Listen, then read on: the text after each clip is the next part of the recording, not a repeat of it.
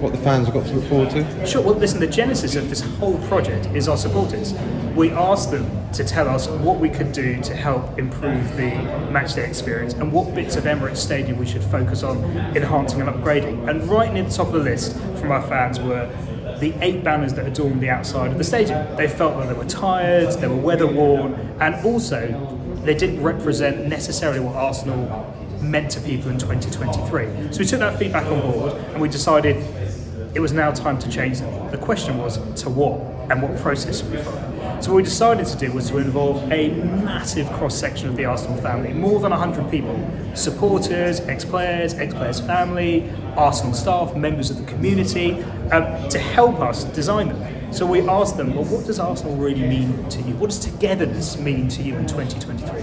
And we got the most rich feedback over multiple sessions. Then the question was, what do we do with this feedback?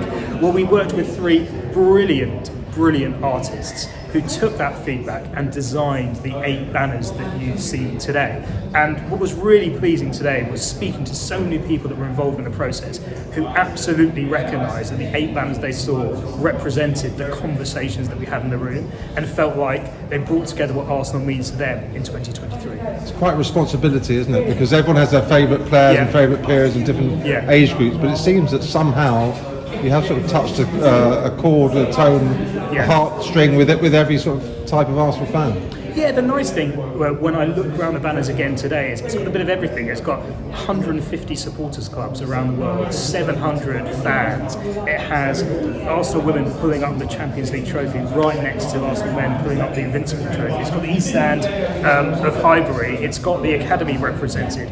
Every bit of the club we've tried to bring alive, and I'm just really looking forward to seeing them not just in the gallery today but on the outside of the stadium in full size and seeing fans wander around, taking their pictures and discovering the little features that are hidden in all of them. And the timing seems perfect in that it seems that the fans and the club are united more than they have been for quite some time. There's a real great sense of unity and sort of pride from the fans and the players and the staff, which we haven't had perhaps at this intensity for some time. Yeah, the connection between the club and the fans, in my opinion, is the strongest it's been in the 12 or so years I've been here. And what was really pleasing is not what I think, is what supporters were telling me this evening. They feel the connection is as strong as it ever has been. So our job at the club is to not take that for granted, do everything we can to maintain it and strengthen it and grow it. Because ultimately, a football club is all about the connection it has with its supporters. Yeah. And obviously results help and the team's doing very well this season, but there must be more to it than just winning a few football games to get this sort of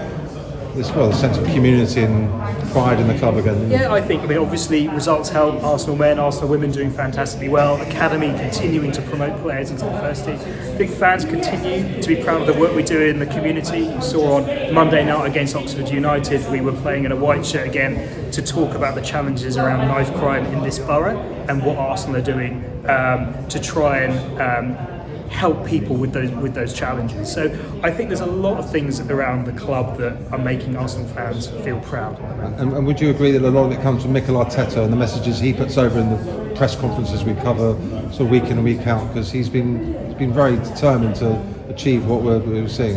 Absolutely, and MIKEL talks about it all the time, the importance of the connection between the club and the players and the supporters, and every time Emirates Stadium is loud and proud, the boost that it gives our players and how it fuels performance. So absolutely.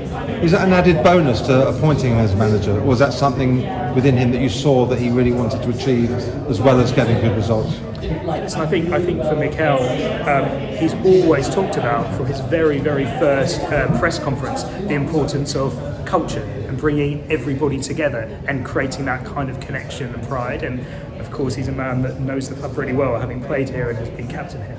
And of course, the team's top of the league as we speak, but only halfway through the season. Yep. What would be your message to supporters as they look forward to the remaining half of the season? So of course, it's been a great start of the season. We're obviously delighted to be top of the league, but as you say, it's halfway through the season. There's no prizes halfway through the season, and we're going to do exactly what MIKEL says. We're going to stay humble. We're going to take every single game as it comes, and we're going to give every game 100%, and we'll see where we end up at the end of the season, and hope we can continue this positive momentum at the club. And just finally, thank you very much for your time. I've just overheard you talking a bit about it.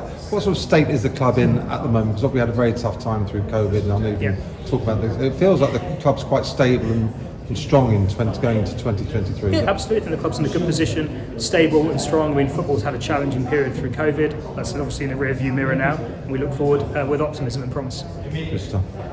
Thank you very much. Thank you.